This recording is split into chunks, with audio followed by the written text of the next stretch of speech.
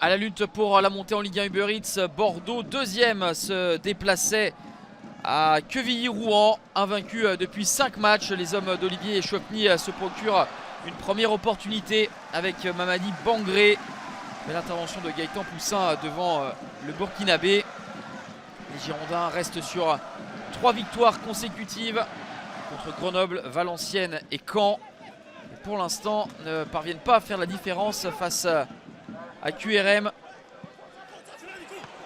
Début de deuxième période. Petit ballon piqué de Franz Sergio. C'est claqué par Nicolas Lemaître. Les Bordelais vont pousser, être dominateurs en deuxième période, notamment en passant par le côté gauche avec Vital Nsimba qui aura été très remuant. Sur son côté, la barre transversale qui va sauver Nicolas Lemaître et empêcher Bokele d'ouvrir le score. Josh Maja avait eu exactement la même opportunité quelques minutes plus tôt. 0-0, score final entre QRM et Bordeaux.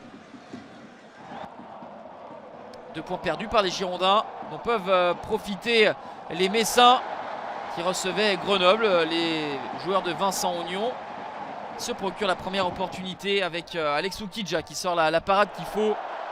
Et en tout début de deuxième période, l'accélération de Georges Mikotadze, le meilleur buteur du championnat, qui va se muer en passeur pour trouver à la 47e minute Abli Diallo, le 6e but de la saison pour le Gambien.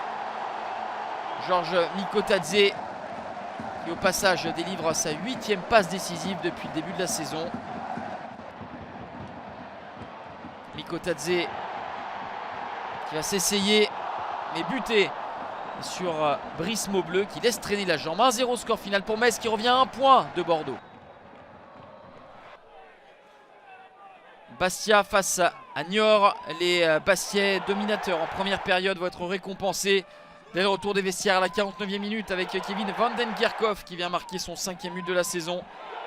L'Algérien opportuniste pour être le plus prompt et tromper Jean Louchet. 1-0 pour les Corses, mais égalisation 5 minutes plus tard. Doumar Ngom, le jeune joueur de 19 ans, marque son premier but en Ligue 2 BKT. Enchaînement, contrôle poitrine et ballon ajusté en dessous de Johnny Placide. À 20 minutes de la fin, les Bastiais vont obtenir un penalty. Défense naïve des Niortais. C'est Benjamin Santelli qui se présente devant Jean Louchet qui transforme. 5e but de la saison pour Benjamin Santelli. Victoire 2-1 du Sporting Club de Bastia qui conforte sa 4e place. Avec ce revers, Niort est relégué en national. Nîmes pas encore relégué mais en situation délicate dans la zone rouge. Les Crocos ouvrent le score à Caen à la 52e minute grâce à Thibaut Vargas. Belle action collective des joueurs de Fred Bompard et premier but pour l'ancien Castelroussin Thibaut Vargas. Et 5 minutes plus tard, Alexandre Mendy va obtenir un penalty vivement contesté par les Nîmois. Monsieur Lega estime que Joseph Lopi commet la faute sur Alexandre Mendy qui va se faire justice sur ce penalty transformé en force, 1 but partout.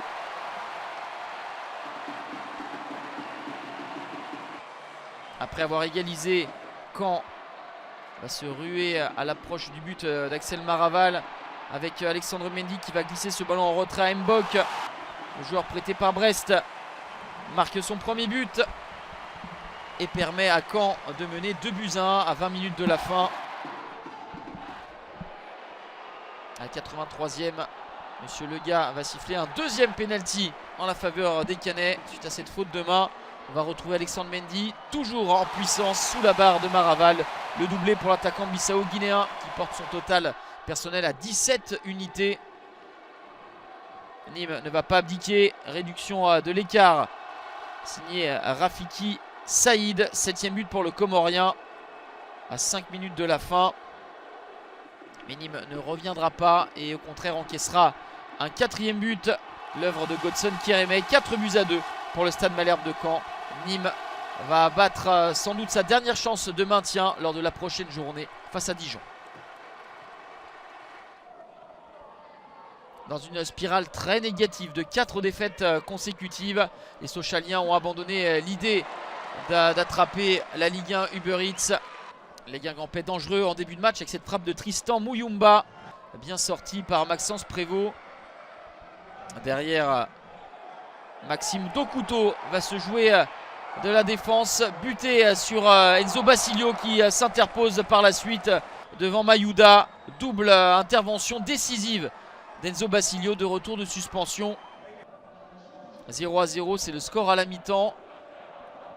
Guingamp va insister en passant par les côtés avec ce très bon centre travaillé de Jules Godin qui va trouver Baptiste Guillaume très à l'aise dans le domaine aérien. L'attaquant belge qui marque son 6e but de la saison et permet à Guingamp de s'imposer 1-0 à Bonal. Si le Paris FC n'a plus rien à craindre ni à espérer, pour Rodez le maintien n'est pas complètement assuré. Première période où il y aura eu un seul tir cadré, celui-ci de Kylian Corredor, repoussé par Vincent de Marconnet. En deuxième mi-temps, il y aura des situations un petit peu plus nettes pour les deux équipes. Celle-ci pour le Paris FC avec ce ballon prolongé à destination de Khalid Boutaïb qui élimine Lionel Mpassi, et le superbe retour de Bradley Danger pour empêcher l'ancien Strasbourgeois d'ouvrir le score. Rodez aura également une belle situation sur coup de pied arrêté avec Soumano. Ça va passer à côté du but de Vincent de Marconnet. 0-0 score final entre Rodez et le Paris FC. Après s'être imposé 2-1 face à Bastia à Francis Lebasseur, Laval est toujours à domicile pour y affronter Saint-Etienne. Les Tangos obtiennent un penalty à la demi-heure de jeu. La faute de Gauthier Larsonneur sur Silla. C'est l'homme en forme du moment, Simon Elissor, qui transforme. Auteur de 7 des 9 derniers buts de son équipe. Elissor ne tremble pas. 1-0 pour Laval. Mais Saint-Etienne va égaliser 7 minutes plus tard avec cette frappe pure de Dylan Chambaud qui trompe Alexis Sauvage. Un but partout, c'est le score à la mi-temps.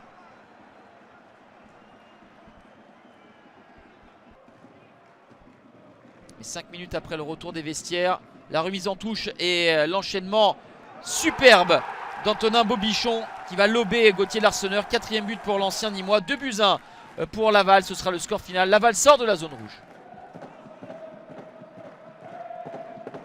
Présent dans la zone de relégation, Dijon va un petit peu mieux depuis l'arrivée de Pascal Duprat avec 2 victoires et 3 nuls, mais c'est encore insuffisant pour s'extirper de cette zone dangereuse. Ouverture du score pour les Dijonnais face à Amiens dès la 7e minute grâce à Mickaël Lebihan, bien servi par Brian Soumaré.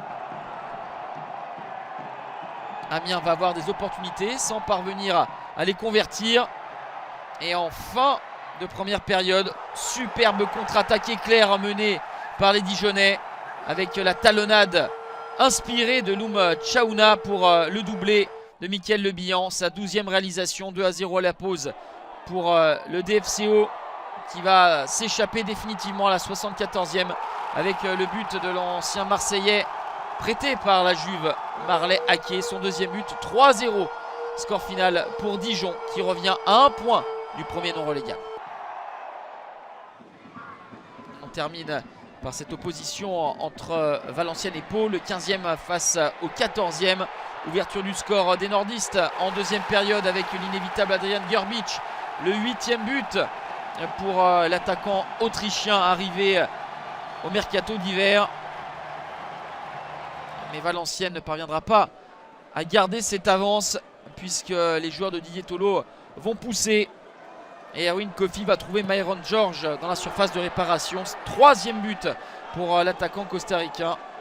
1-1 score final entre Valenciennes et Pau. Valenciennes tout proche de la zone rouge.